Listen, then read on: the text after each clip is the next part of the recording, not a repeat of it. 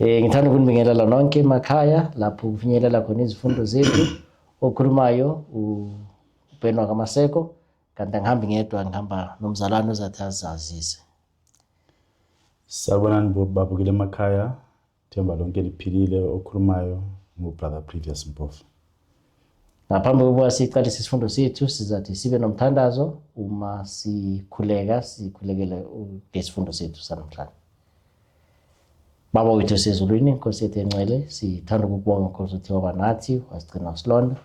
Sisize Nkosi-ke kuba lezi zifundo ezathi sizifunde, makube izifundo ezisiqondisayo, nezisakhayo, nezisibonisa indlela ekufanele sihambe ngayo. Sifunde sazi ngebaprofethi abancane bathe baba khona ngaphambili, basibonisa noma babonisa Israyeli indlela yokuhamba, ukuthi namhlanje thina kwamele sihambe kanjani. Konke lokho sicela sibonga futhi enkosini yethu uJesu Kristu. Amen. Amen. Isifundo sethu sanamhlanje kuyisifundo number 9 esikhuluma ngokuthi we already know what to do. Sibe sesiyazi ukuthi yini ekufanele siyenze. Kanti-ke sithola amazwi wokuvula akuncwadi kaMikha 6 uverse 8. Ithi yona lana, he had showed thee, O man, what is good, and what doeth the Lord require of thee, but to do justly, and to love mercy, and to walk humbly with thy God. So ke ithi lana usibonisile wena ndoda ukuthi yini okuhle and yini uNkulunkulu ayifuna kuwe, nokuthi wenze izinto ngokulungile, nokuthi uthanda umusa kanye futhi uhambe ngendlela elungileyo kaNkulunkulu. Kula mazwi ongena ke sithola futhi amazwi atholakala kuncwadi yoMoses prophet ku-Testimonies volume 4 ku-page 539. Athi wona, those who have a humble, trusting, contrite heart, God accepts and hears their prayer, and when God helps, all obstacles will be overcome. So lana ke sizathi sithole kabanzi kulesi sifundo sethu sanamhlanje, uma singena kuso deep sazi ukuthi sikhuluma ngani. Kodwa ke isandulela lana sisitshela ngokuthi labo abazithobile nalabo futhi izinhliziyo zabo bathemba kuNkulunkulu, ene futhi banenhliziyo emnene, ukuthi uNkulunkulu uyabamukela and futhi uyawuzwa umthandazo wabo. So ke zonke izehlakalo eziba khona endleleni yabo zibonakala zisuswa ngoNkulunkulu. So mhlambe angazi ke mzalwane ukuthi ungathanda mhlambe ukuphawula kulawo mazwi lawo esithe sawafumana wokungenisa isifundo sethu, sithi nje sizwisise kabanzi ukuthi yini lento esiyaziko esifanele siyenze. Lana amafishane sikutholayo njengoba sesitholile isihloko sethu esithi sona we already know what to do, ukuthi sesiyazi lokho okumele sikwenze. So la masibheka iverse esithule kuMikha 6 verse 8, lo Testimonies for the Church volume 4 page 539, cishe inkulumo efanayo ehambisanayo. La evesini sitshelwe ukuthi lokho esimele sikwenze okuthiwa siyawazi ukuthi kumele senze ukulunga, sibe ngabantu abathanda umusa kaNkulunkulu, siphinde futhi sihambe ngokuzithoba phambi kwaNkulunkulu. Kukanti ke ngapha ke ku-Testimonies for the Church sikhuthaza futhi ngento efana nayo ukuthi kumele sibe ngabantu abazithobisayo, abathembela kuNkulunkulu, njalo benenhliziyo emnene eguqukayo, njalo sibe ngabantu futhi labo esakuthi mangasithandaza uNkulunkulu akwazi ukuthi amukele imithandazo yethu. Kukanti ke futhi uNkulunkulu ulindele ukuthi asisize asuse zonke izihibe ezikhona phambi kwethu ukuze kugcine sibe ngabantu abanqobayo. Siyabonga ke lokho kusilidela ke kuyisigaba sethu sangesonto esikhuluma ngokuthi emehlweni kaNkulunkulu. Kanti ke lapho kumazwi akuMikha 6 ngoverse 8 yiwo lamazwi esivule ngawo, sesiwafundile futhi. Ithi yona lana with what simple explanation was the prophet maker bidden to summarize our duty toward God? So singakuchaza sithini ngokulula kulokhu uMika beka khuluma ngomsebenzi esifanele siwenze kuNkulunkulu. So njengoba bese sichazile ukuthi siyazi ukuthi kufanele simthande uNkulunkulu, siyazi futhi ukuthi kufanele sibe ngabantu humble kuNkulunkulu. Ngabe mhlambe yini okunye esingathi siyakuthola lana umeka maka summarize indlela ekufanele siziphathe ngayo ngaphambi kaNkulunkulu? Kuyona le esesibalisileyo ukuthi we must deal justly and love mercy and walk humbly. Kumele sibe ngabantu esenza ukulunga, sithande umusa, sihambe futhi ngokuzithoba phambi kaNkulunkulu. And ukuhamba kwethu ngokuzithoba phambi kaNkulunkulu kuyilokho ukuthi sibe ngabantu abagcina amazwi awumthetho kaNkulunkulu, lawo esifunda ngawo ukuthi uNkulunkulu walobile ezinhlizweni zethu ukuthi kube yiwaza ukuthi asiholele ukuthi siphile impilo engcwele, impilo leyo ezakuthi ibe nomzwela noma umthelela onamandla ukuthi uguqule umhlaba. So ke lokho esikwenzayo thina ngoba uNkulunkulu efakile umthetho wakhe ngaphakathi kwethu ngokusho kwaMika, yikho kuzakwenza ukuthi abantu mangabe sibona kubaholele ukutheni babe nenguquko abayibonisayo, balandele uKristu ngoba bembone kithi ekugcineni babe ngabantu abasindiswayo.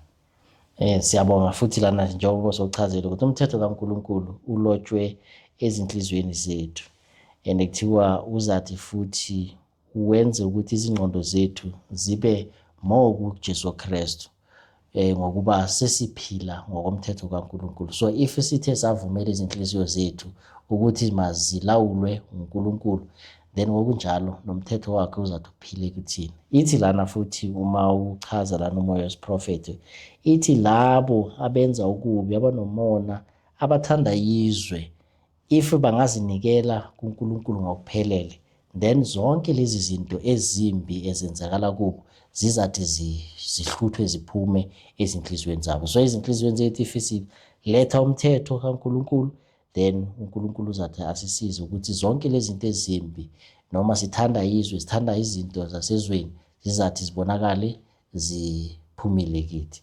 So yikho futhi esikutholayo. Masingena kwisigaba sesibili sangesonto, sithi sona sikhunjuzwa kanjani ke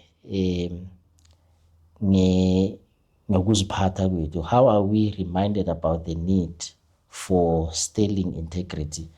So sikhunjuzwa kanjani ukuthi ngesidingo sokuthi sokuziphatha kwethu I think okuhlanzekile noma okuqotho. Yes. Ivesi likumika 6 verse 11. It's yona, shall I count them pure with the wicked balances and with the bag of the deceitful weights? And then kunesicapho nasomoya wesiprofethi futhi lana engithandile ukuthi mhlambe sisibheke sisizwe sithi those who secure property by false representations are bringing condemnation on their soul. So ngithe uma ngifunda lana ukuthi how are we reminded ukuthi kufanele sibe ne-integrity singabantu ngendlela esiziphatha ngakhona, masingabi ngabantu abathanda ukukhwabanisa izinto, abathanda ibribery, izinto ezinjalo. So sifanele siziphathe njengabantu abaneqiniso, abenza izinto ngokusoqotho, because sizabe senze njani, silandela umthetho kaNkulunkulu. Thiwa lana kunabantu abenza umsebenzi, mhlambe umuntu onamabhizinisi, kodwa-ke amabhizinisi wakho uthola ukuthi wenza ngendlela engahambi ngomthetho kaNkulunkulu, then konke lokho kuyinto ekhuzwayo ukuthi masenze izinto nge-integrity, ngendlela eqotho, singenzi izinto nje ngokuthi sifuna ukusecure ingcebo yalana emhlabeni. Angazi mhlambe khona ubungathanda ukukusho. Mhlawumbe okunokugcwalisa khona lapho mangasikhuluma ngobuqotho, lapha sitshelwa ukuthi akukhethi ibala lamuntu ukuthi mhlawumbe umuntu ocebile noma ungumuntu ompofu. Sonke manga kumele senze iqiniso o senze ubuqotho kumele sibenze ngokufanayo ngoba uNkulunkulu ubhekele the same requirements as obedience irregardless ukuthi ngumuntu ompofu noma ngumuntu onjani ocebile. So njengoba uchazile lapho ukuthi especially abantu laba abacebile yibo abathanda ukwenza izinto ezinjani ezokukhwabanisa eziholela kwesinye isikhathi bagcine becindezela ngitsho labantu abanjani abampofu. So ke all the classes zibizwe ekutheni azenze iqiniso ozenze ubuqotho phambi kwaNkulunkulu njengoba lapha sitsheliwe ngaphezulu ukuthi we must deal justly, love mercy and walk humbly. Amen. Siyabonga singene ke kwisigaba sethu sangomsombuluko kusigaba number 2 sithi sona isimo sethu uma sithathaniswa nenkazimulo kaNkulunkulu. Our condition versus God's glory. So umbuzo wokuqala uthi wona lana what apt description is given of the condition of God's professed people in Micah's day. So lana ke sithola ukuthi yini okubonisa isimilo sikaNkulunkulu kulabo abazibiza ngokuthi bangabantu bakaNkulunkulu. Masibheka kwisikhathi sikaMika or mhlawumbe ngazi ngibuze ngendlela ezwakala ke isiZulu ukuthi what apt description is given of the condition of God's professed people. So yipi into echazayo abantu bakaNkulunkulu isimo sabantu bakaNkulunkulu ngesikhathi sikaMika. So ke incazelo esithola lapha ngesimo sabantu bakaNkulunkulu ngesikhathi sikaMika. Umprofeti uMika uyabachaza ukuthi akusekho umuntu ohamba ngokuqonda phambi kwaNkulunkulu. There is no one good or upright.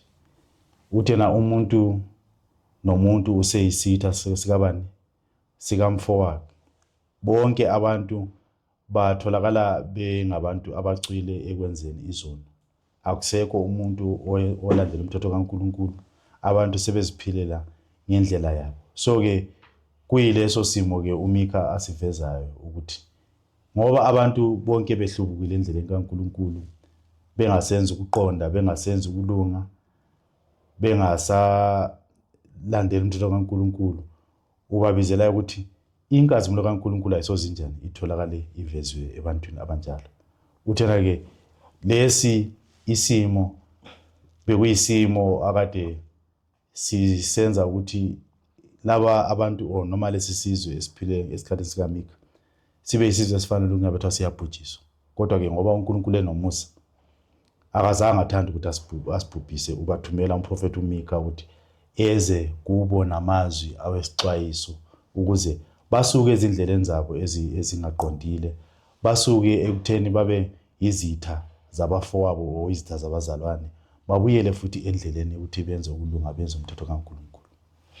Siyaxwayiswa ke namhlanje masibheka sichathanisa lesi simo lesi esasenzeka ngesikhathi sikaMika ukuthi izinto ezinhle noma izinto ezilungile bese zingasenzeki. Kuthiwa leso sikhathi kwakuyisikhathi isokumnyama bese senzakala ngakhona. Kuthiwa izinto ezinhle bese ngokusheshsha kubonakala ziphela. So yonke into obohlangana nayo bekubonakala kuyinto embi nenobu evil phakathi. So ke kungathi lokhu kungaba isixwayiso kithi namhlanje ukuthi masibheka icondition noma isimilo sesikhathi esiphila kuso akungabe sikuyafana yini nesikhathi lapho kusaphila khona uMika. So ke kukithi namhlanje ukuthi thina njengabantu abakholwayo sithathe lezi zifundo sizibheke bese siyabheka ukuthi ngabe yini into ehambe kabi esenza ukuthi sifinyelele kulesi leli zinga lobubi esikulo namhlanje sikwazi ukuthi siguquke senze intando kaNkulunkulu. Uma sibheka ke kusigaba B ithi yona lana what perspective help us stay focused on our need for God. Kuyini ke lokho kusenza ukuthi singahlala sibheke kuNkulunkulu ngokunakekela. KuMahubo 60 verse 11 kanye futhi nakuMikha 7 u5-7 yini mhlambe sikutholayo lana? Lapha-ke into engasisiza ukuthi sibe ngabantu abahleli bebheke uNkulunkulu ngokuqhubeka kuyukuthi number 1 kumele sisifundise ukuthemba uNkulunkulu. And okwesibili uthi yena masisuse amathemba wethu ebantwini noma kubangane bethu, kodwa sibuyele sithembe ubani? uNkulunkulu. Azatsho lapha na kuMikha ngo-7 evesini lika-7 ukuthi therefore I will look unto the Lord, I will wait for the Lord, the God of my salvation, my God will hear me. So-ke mangase sisusile amathemba ethu kubangane bethu noma ebantwini, siza kuthi sibheke ngokupheleleyo kubani? kuNkulunkulu, sethembe yena. Mangase themba yena uNkulunkulu kusho khona ukuthi sizakwenza intando yakhe also ukuhamba ngeziqondiso zakhe ezingumthetho wakhe. Mangathi sikwenzile lokho kuza senza ke ukuthi sibe ngabantu abalinda ukuthi uNkulunkulu asilethele insindiso, ngoba sesibuyele, sesisukile ezindleleni zokuphambeka, sesisukile ekuthembeni abantu, sabuyela futhi sathemba yena uNkulunkulu, senza intando yakhe. Ngaleyo ndlela ekugcina uzasamukela asisindise. KuMahubo 60 verse 11 ithi yona give us help from trouble, for vain is the help of men. So into ekufanele siyicaphele ukuthi akukho esingahle sikuthole ebantwini kungasisiza. So-ke kuze sihlale sifocused kuNkulunkulu ukuthi fanele sazi ukuthi uNkulunkulu kuphela ongezwa izikhalo zethu aphinde futhi asisize. Singabe namhlanje sibona ngathi mhlambe abangani bethu noma mhlambe abantu esibathembayo bangasisiza kwizinkinga esibhekane nazo, kodwa-ke lana siyathola ukuthi usizo lwethu livela kuJehova kuphela. Uye umuntu ekufanele sibe nethemba kulo. Kanti-ke mhlambe masisendlulela kwisigaba C ithi lana masichaze ithemba elihle describe the precious hope all are privileged to grasp by faith. So iliphi-ke lethemba elihle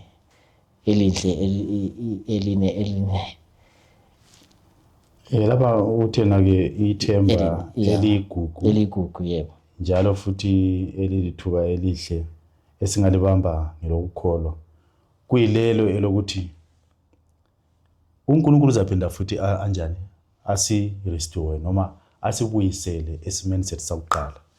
Ngiyawathanda kakhulu-ke la amazwi akaMikha 7 evesini ka-8 lo-9 lapho athena ungathokozi sitha sami manginjani, mangiwayo, ngoba ngizophinda nginjani, ngivuke. Kaningi kwesisikhathi mangasibona mhlawumbe umzalwane ewela esiphambekweni, abanye abantu bayathokoza ukuthi hayi ulayekile, vele kade ubevele ethungubani, yikho nje ezewawela esiphambekweni esinjalo. Kukanti-ke manga umuntu ewela esiphambekweni kumele ukuthi ngaya siyamdabukela umuntu onjalo, simkhulekele, sifise ukuthi ngabe kuthiwa uNkulunkulu uyamphakamisa futhi abuye amise ngani, ngezinyawo. So lapha-ke uMikha wayechaza isimo sokuthi nanoma ewile uthi sitha sakhe masingathokozi ngoba uzaphinda anjani, avuke. uJehova uzabuyela futhi asuse ulaka lakhe. Athena I will bear the indignation of the Lord because I have sinned against him, until he plead my cause and execute judgment for me. He will bring me forth to the light, and I shall behold his what? His righteousness. Uthena ngizokuthwala ihlazo phambi kwenkosi ngoba vele ngenze njani, ngonile, kodwa ngiyazi ukuthi inkosi izayimela indaba yami, iza kuthi iyenze ubulungiswa, ibuye futhi ingibuyisele ekukhanyeni, and ngizokuthi ngenze njani, ngibuke ukulunga kwayo. So-ke lapha kungamazwi awehope ukuthi noma uwile, as long manga ukwazi ukuthi uvuke uphinde ubuyele enkosini, uvume iziphambeko zakho, uNkulunkulu is ever ready ukuthi anjani, aphinde futhi akuphakamise, akumise, akubuyisele esimeni sakho sani sokuqala. So-ke lithemba lokuthi uNkulunkulu unguNkulunkulu oxolela izona. Amen. Siyabonga lana futhi kumazwi esiprofeti yasho ukuthi heaven's plan of salvation is broad enough to embrace the whole world. So uNkulunkulu unomusa ukuthi Wanele insindiso umhlaba yakhe wonke, yeah.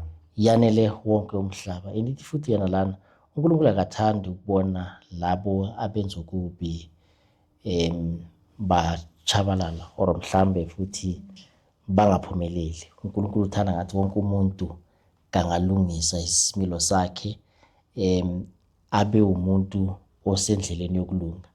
Ithi yona lana, and he will not permit any soul to be disappointed who is sincere in his longing for something higher and nobler than anything the world can offer. So siyathola lana ukuthi uNkulunkulu uzimisele ukuthi kubo bonke laba abeza ngokukholwa ngokusokuchotho ukuthi batshintshe izindlela zabo bahambe ngendlela yakhe yokulunga. uNkulunkulu uzathenza njani? Abamukele.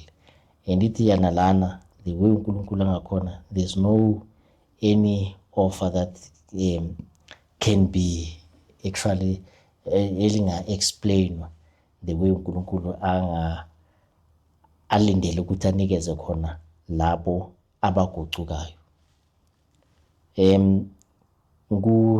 Kusigaba sika-D ithi yona masichaze how does Micah plainly extol the character of God. uMicah uyichaza kanjani indumiso yesimilo sikaNkulunkulu kuMicah 7:18 no-19. Lapha ke sithola umprofeti uMicah echaza ngokucacile isimilo sikaNkulunkulu ukuthi uNkulunkulu unguNkulunkulu onjani.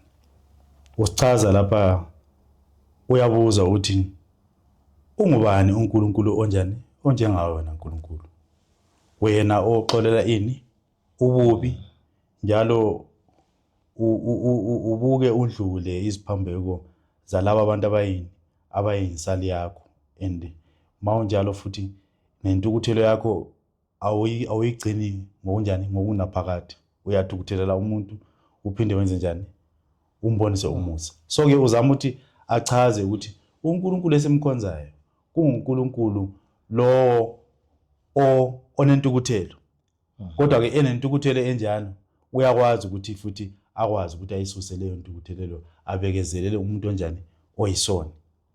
As long umuntu oyisoni evuma iziphambeko zakhe ngokuzithobisa, esiza ezozilahlela ezinyaweni zakhe uNkulunkulu unguNkulunkulu lo oxolela ububi bomuntu, angamxoleli kuphela kodwa aphinda njani, akhohle nokuthi umuntu kwenza njani, wamonela. So ke owethu uNkulunkulu unguNkulunkulu ongagcini maqubu, unguNkulunkulu ongabambeli umuntu inhliziyo, unguNkulunkulu lo oxolelayo, onothando, onozwelo, onobubele njalo futhi onjani, onomusa. Akekho omunye uNkulunkulu onjengaye. Siyabonga ke njengoba sochazile lana ukuthi uNkulunkulu nanoma ngabe wone kangakanani izono zakho zibovu okwegazi, ukuthi uNkulunkulu uzathini, uzawucolela kuphela nje wena mawuza ucele intethelelo ngokuphelele nenhliziyo evumayo, then uNkulunkulu ulungile ubacolela abanjalo. Ithi futhi akabambi macubu. Ngeke aze akubalele ukuthi izolo uthe wenza lokho kodwa wangenza, kodwa kuphela ubheka inhliziyo ukuthi ngabe inhliziyo yakho kuyinhliziyo evumayo yini. Singene ke kwisigaba sethu sangalwesithathu esithi just, merciful, complete, tulungile, unomusa, uphelele. Kwimbuzo wokuqala ithi yona, how can we summarize the perfect balance in God's character? So singayifinca kanjani ke i-character kaNkulunkulu ephelele? So sithola kuNahume 1:3 ivesi lokuphendula umbuzo wethu elithi yona, the Lord is slow to anger and great in power and will not at all acquit the wicked. The Lord has his way in the whirlwind and in the storm, and the clouds are the dust of his feet. Siqhubeka ke lapha siloke sibheke futhi isimilo sikabani, sikaNkulunkulu, ukuthi unguNkulunkulu olungile, unguNkulunkulu onomusa njalo unguNkulunkulu onjani, opheleleyo. So ke uthena ke lapha akasheshi ukubonisa intukuthelo yakhe. UNkulunkulu onamandla, and futhi unguNkulunkulu lo othena akasoze ayeke onjani omubi engamjezisanga. So ke manga enguNkulunkulu onjalo akudingayo kithi ukuthi lapho mangasi naka ukuthi o masibona ukuthi siphambekile kuye sisheshe silungise izindlela zethu sibuyele kuye uzoyisusa yonke lento ukuthelo yakhe nezijezo lezi akade eza ukuthi azilethe phezukwethu ulungile ukuthi kanjani azisuse azidlulise on condition yokuthi sinjani siyavuma njalo siyananzelela iziphambeko zethu. Kodwa ke uthi mangasi ngazange saphenduka kweziphambeko zethu uthena he will not at all acquit the wicked. Uza kuthi asijezisa. But mangasiphenduka uyasusa izijeziso alethe ini uxolo asamukele futhi sibuyele sibe ngabantwana bakhe asirestore. Ya njengoba isihloko sethu sisho ukuthi ulungile unomusa futhi uphelele. Iyasho lana futhi kuMoses prophet ku-Christ Object Lessons ukuthi ukwahlulela kwakhe kulungile. So akukho umuntu ozathi uma kahlelela abone uNkulunkulu as if like uNkulunkulu mhlambe kukhona injustice ayenzile kuye. Kodwa ke sithola lana ukuthi uNkulunkulu ukwahlulela kwakhe kulungile and futhi akajabuli ukubona abantu ababi baloku bese chubeka benza izinto ezimbi. Ufisa ukuba mabayekele izono zabo bahlukane nobubi baguquke. Mase baguqukile then uba nomusa kubo. That's why kuthiwa ukwahlulela kwakhe kulungile. Lana ku B ithi in realizing that the mercy of God is vital to our existence, of what else do we need to be continually mindful? Mase sithe sabheka sabona ukuthi umusa kaNkulunkulu ubalulekile ekuphileni kwethu, yini okunye futhi kufanele sikubheke njalo nje ngokuchaphela. KuNahume 1:5-8. Lapha ke esikutshelwayo ukuthi yebo uNkulunkulu unomusa njalo futhi uNkulunkulu okhona ophilayo okumele kuhleli kuphambili emqondweni yethu ukuthi uNkulunkulu esimkhonza uNkulunkulu oyesabekayo, uNkulunkulu onamandla ukuthi ngitsho nezintaba ziyamesaba uNkulunkulu nolwandle luyamsaba uNkulunkulu ngoba unjani unamandla phezulu kwazo zonke lezi zinto ngoba zinjani zidaliwe. So ke in as much as uNkulunkulu enamandla phezulu kwendalo yakhe yonke unamandla futhi naphezulu kwethu ngoba lathi still seseyindalo yakhe. So ke mangasi naka ukuthi siphambekile kuye kumele sisheshe sizibuthe sibuyele kuye ngoba usitshelile ukuthi yena uNkulunkulu onjani obekezela kade, uNkulunkulu ongathanda ukuthi kube khona omunye umuntu obhubhayo. Kodwa ke enguNkulunkulu obekezelelayo siyatshelwa lapha kuMoses prophet ukuthi ukubekezela kwakhe kulani kunelimit, kunesilinganiso. uNkulunkulu uyanika umuntu isikhathi somusa aze amnike sifikele lapho abona khona ukuthi hayi lo muntu nanoma bengaqhubeka ngembekezelele kusiya phambili angeke kanjani angakaphenduki. Makunjalo ke uNkulunkulu ulaka lwakhe luyehliselwa phezukwethu. So ke into ke esemqoka kithi ayisiyo le ukuthi ulaka lwaNkulunkulu lunjani lubonakalise phezukwethu. Kuyile ukuthi uNkulunkulu obekezelela kade. Lapho esibekezelela asisebenzise ngesikhathi esomusa ukuthi siguquke siphenduke sibuyele kuye uza kuthi asixolele. Verse kuNahume 1:7-8 ithi the Lord is good, a stronghold in the day of trouble. Yes. And he knows them that trust in him. But with a surpassing flood he will make an utter end of the place thereof, and darkness shall pursue his enemies. Yes. Njengoba bezochazile ukuthi umusa wakhe wanele wonke umuntu, kodwa ke kunesikhathi lapho kuzathi kube khona nesigcibo lana kuzagcina khona ukuthi sowundlulele ngaphezulu kokona. Yes. Then kanjalo ke angeke kusaba khona isikhathi sokuthi uxolele. So lana kusho isikhathi sokuvalwa komusa komuntu ukuthi angeke asaba nawo umusa ukuthi enze njani aphinde axolele.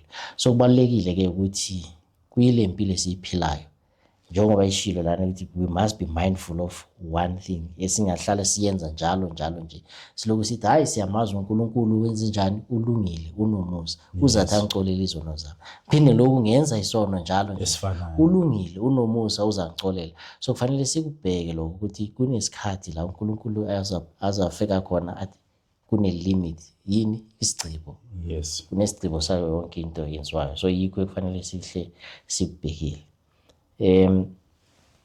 masiya-ke kwisigaba C sithi yona lana how do we know that sin will not reappear in the new earth so sazi kanjani-ke ukuthi isono ngeke siphinde sivele kumhlaba omusha kuNahume 1 verse 19 masifunda kuNahume 1 verse 19 maybe singayifunda le verse tena what do ye imagine against the Lord? He will make an utter end. Affliction shall not rise up the second time. So lapha sichazela khona umprofeti uNahume ukuthi uNkulunkulu siyazi ukuthi unezulu elitsha nomhlaba omutsha azokuthi kanjani asenzele wona. O noma unezulu elisha nomhlaba omusha lokho akumisele labo abangcwele bakhe abazakuthi basindiswe. So ke emhlabeni omusha nakuleli zulu elisha ububi ngeke kuphinde futhi kunjani bube khona ngoba mangasifunda ezwini lakhe siyathola ukuthi uzokubhubhisa isihlahla kunye nani nezimpande zaso mangayikhuluma ngesihlahla ukhuluma ngalabo abantu ababi bonke abenze ububi okuzomela ukuthi babhujiswe ekugcineni mangayikhuluma ngempande akukhuluma naye umsungulo wobubi ongubani onguSathane so ke mangaye ezobebhubhisile uSathane kunye nabantu bakhe then ububi abusozophindana uphinde ube khona kuza buyela kubuse futhi kuphela ukulunga kunye nomthetho wakhe ekugcineni amen so kubalekile ukuthi sizibonakalise sizithole sisendleleni elungile phambi kobuso bukaNkulunkulu njengoba sithe sathola kwisigaba esindlulile ukuthi kunesikhathi lapho sizathi sifinyelele lana ku line engafanele ukuthi siyece because uma sesendlulele ngale kwayo singeke sisaphinde sifinyelele sithole isikhathi sokuthi sithethelwe izono zethu so zonke izono esizenza konke ububi angeke buze bufinyelele kuphi kumhlaba omusha ngoba konke lokho kuyobe sekuphethe uNkulunkulu kuthiwani kuyaba khona an utter end of everything njengoba sekukhulunywa lana ukuthi kuyakufinyelela yini ukuphela kwakho konke okubi so ke masisebenzele ukuthi sibe yilabo abazathatha ingcenye kumhlaba omusha lapho kungeke kusaba khona isono khona yes singene-ke kwisigaba lesithathu esikhuluma a modern sin isichaphuna esenzeka kulesikhathi samanje kumbuzo othi yona what sin does Nahum depict as pointing to the last days before Christ's return and what should this make us consider as a priority in today's fast-paced environment so yiphi lento lena yisiphi sehlakalo uNahum asibonisayo sakulezi nkhathi zokugcina ngaphambi kokuba uJesu Kristu abuye and yini kufanele sibheke ezikuyinto ephuthumayo ekufanele esibheke kulesi sikhathi sempilo esikuyo manje esheshayo so kunalama verses esiwatholayo kuNahume 2 verse 3 no 4 kanye futhi nakuJohn ngo9 verse 4 so ke lapha isehlakalo sokugcina uNahume asivezayo esikhomba ezinsukwini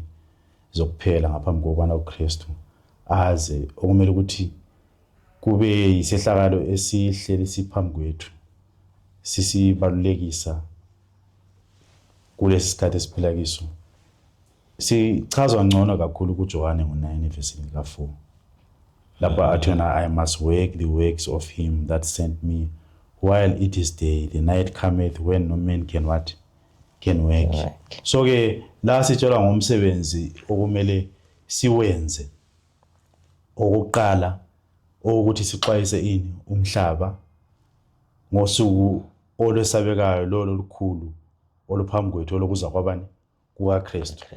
Kukanti ke futhi siphinde futhi sibe nesehlakalo simo sethu nathi njengabantwana bakaNkulunkulu ukuthi kumele silungise izindlela zethu sihambe siqonde phambi kwakhe ngaphambi kokubana uKristu kanjani afike. So ke simele silethe isixwayiso phambi komhlaba njengoba kutsho kwamoya siprofethi lapha u-Evangelism page 2:18 to 2:19. Sitshele abantu ngalolu suku olushesha lunjani losondela ukuze kungabikho ozasala anganjani engaxwayisekanga. So kumele sixwayise umhlaba ngesikhathi esifana nayo nathi futhi sixwayiseke ukuze singabhubhi kunye laba abanjani abangazange balandele isixwayiso sika esokuza kwaKristu okuphambili. And futhi uthena kumele sisebenze kusesemini. Uthe lapha kumoya siprofethi we have no time to lose. Kumele ukuthi umzuzu ngomzuzu ihola ngehola usuku ngosuku kuhamba kuqhubeka kusiya phambili. Sibona ukuthi isikhathi sonke sisebenzisa ngendlela enjani efanelekileyo ngoba maduzane uKristu uzanjani uza kubuya. So ke kumele sisebenze ngokuthembeka xwayisa umhlaba siphinde sixwayiseke futhi nathi.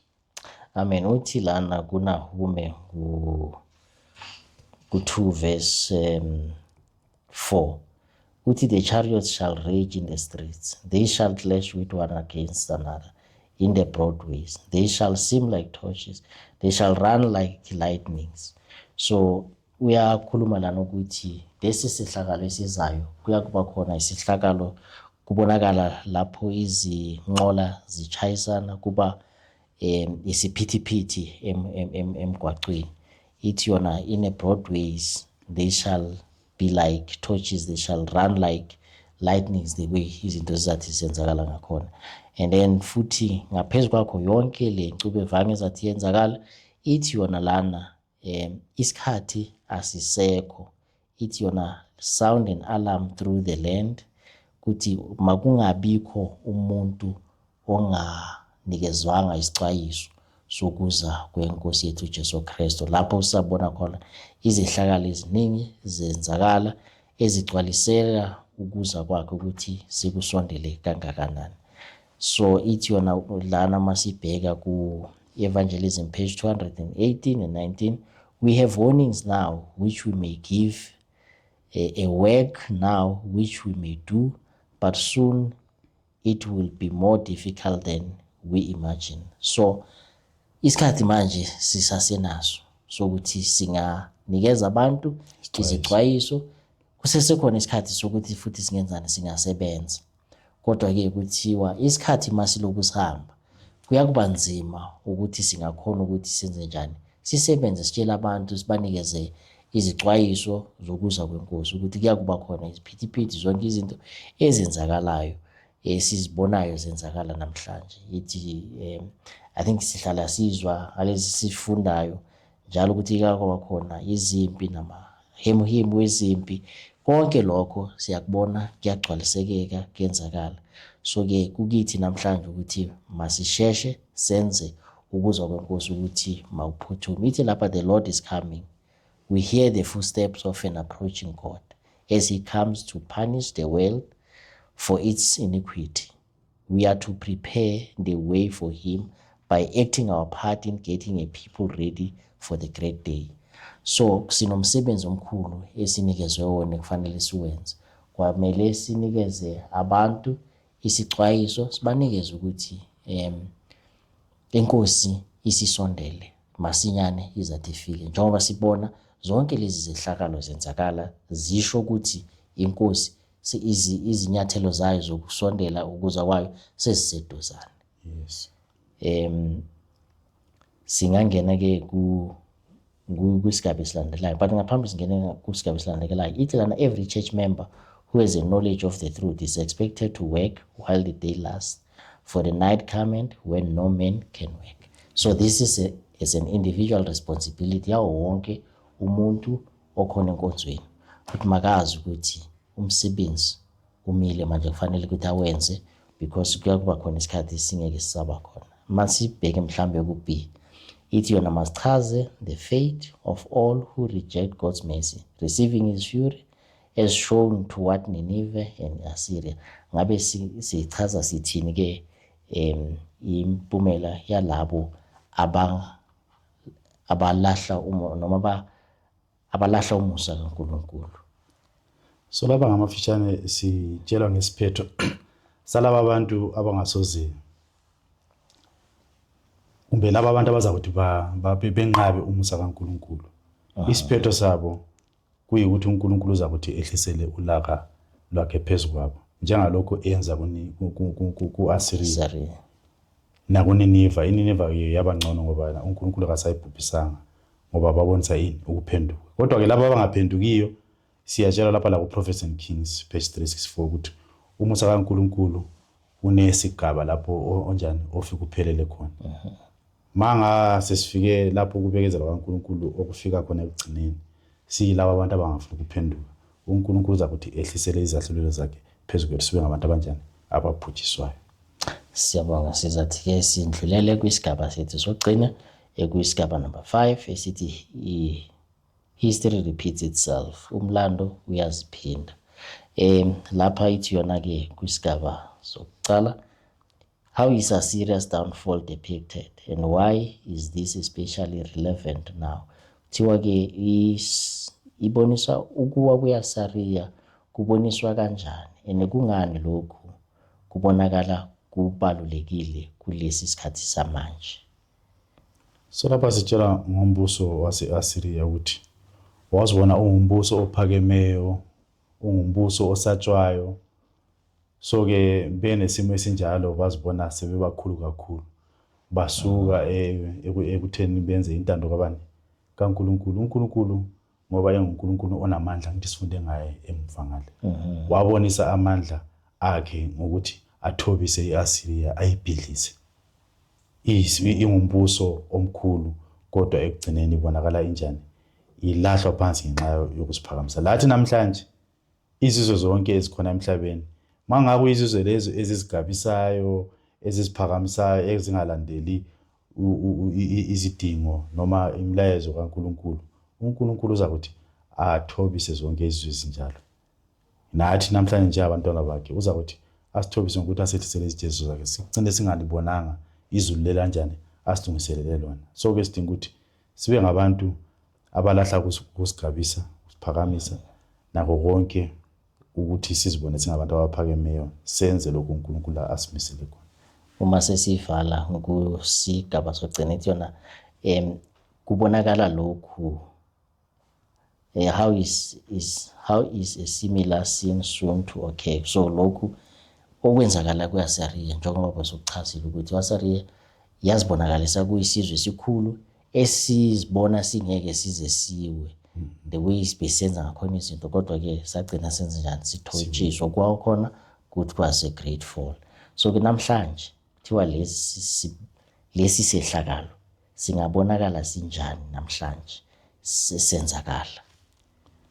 Lapha sitshela even la ngokuwa kweBhabhiloni ukuthi iBhabhiloni lalo lali le arrogance efana nale eAssyria.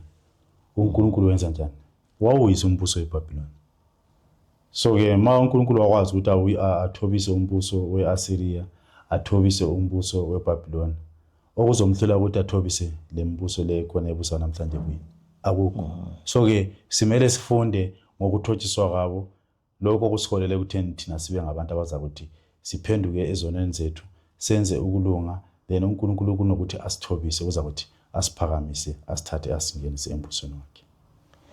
Amen. Siyabonga ke lapha mhlambe nje ukuvala ngamazwi Moses prophet athi, when the voice of God turns the captivity of his people, there is a terrible awakening of those who have lost all in the great conflict of life. While probation continued, they were blinded by Satan's deceptions and they justified their course of sin. The rich prided themselves upon their superiority to those who were less favored, but they had obtained their riches by violation of the law of God. So lana ke siyathola ukuthi makusesekhona isikhathi somusa masingasiyekeli lesi sikhathi somusa sidlale ngaso, Sisebenzise, kwamele sisebenzise sibonakale senza umthetho kaNkulunkulu, because lana uSathane uyenza ngazo zonke izindlela zokuthi asivala amehlo singaboni ububi esikubo, ukuze isikhathi somusa sigcine njani sesivalwa, and then sigcine sesiluza izimpilo zethu. So ke inkosi ngathi ngasiza ukuthi masingabi yilabo aba-blindfolded, kodwa-ke sikwazi ukubona izehlakalo ezenzakalayo manje, ukuthi kwizehlakalo ezibonisa ukuthi inkosi yethu uJesu Kristu iseseduzane. Silungise izimilo zethu, sibe ngabantu abalungileyo, ukuthi ukuwa kwethu makungabi kufaniswe neAsariya kanye futhi neBhabhiloni, kodwa-ke sibe ngabantu abasindiswayo. Angazi mhlambe ukuvala kwisifundo sethu unawo mhlambe amazwi mabili esinganikeza ababukeli emakhaya, ukuthi isihloko sethu esikhuluma ngokuthi we already know what to do. Sesiyazi ukuthi yini kufanele siyenze. Ngabe sifinca ngokuthini? Mhlawumbe ngamazwi nje few ukusonga isifundo sethu. Sisonga ngendlela yokuthi uNkulunkulu esimkhonzayo kunguNkulunkulu omkhulu, uNkulunkulu onamandla. Emkhulu enamandla enjalo unguNkulunkulu lomusa futhi obekezela kade. And ebekezela kade enjalo unguNkulunkulu futhi onjani oxolelayo. So ke okuyinselela kithi yikubana lapho uNkulunkulu esibekile emhlabeni wasinikeza nentando yakhe kumele siyigcine leyo engumthetho wakhe. Makwenzeka ukuthi sisuke entandweni kaNkulunkulu, masishesheni silimuke sibuyele futhi. uNkulunkulu uzawuthi abonise kithi ububele kunye nomusa wakhe ngokuthi abuye futhi asixolele, abuye asamukele futhi sibe ngabantwana bakhe. Ekugcineni kunokubana silahle sibe ngabantu abasindiswayo. Ngiyabonga. Siyabonga inkosi-ke, ngathi ngasibusisela ukufunda kwezwi layo. Amen. Amen. Sizothi-ke sivale isifundo sethu ngomthandazo. Masicela umzalwane Mpofu usivalele. Asithandazeni. Thixo othandekayo olungileyo osezulwini, ngalesi sikhathi sibonga ithuba othe wasinikeza lona elokubana sihlaziye isifundo sakho. Sifundile ngawe ukuthi uNkulunkulu omkhulu, uNkulunkulu osabekayo, uNkulunkulu futhi onjalo enomusa, enobubele, onokubekezela kade. Kukanti-ke ngaphezu kwalokho uNkulunkulu futhi onjani oxolelayo isono. Kwangathi size sibe ngabantu abenza intando yakho sisesibona lo mhlaba. Nalapho omubi kuthe kwenzeka ukuthi asisuse endleleni yakho, sinikeze izinhliziyo eziguqukayo lezo zizosenza ukuthi sisheshe sibuyele futhi kuwe, bese usixolela iziphambuko zethu. Ekugcineni sibe laba abaza ukuthi batholakale bekhona embusweni wakho. Konke lokhu lesingakucela ngakho nasenzele khona ngayo Yesu umsindisi, umfele kunye nenkosi yethu siyakhuleka. Amen. Amen. Siyabonga kakhulu babukeli ekubeni nathi kulesi sifundo sethu sanamhlanje. Kwisifundo sike esizayo kuzaba kwisifundo number 10 esithi reverence for the omniscient one. Ubungcwele kulo ophakemeyo ongenasiphetho. Ngophakemeyo nonganasiphetho. Sicela ke ni-subscribe kwizifundo zethu ukuze nithole more information about kwizifundo zethu. Amen. Amen.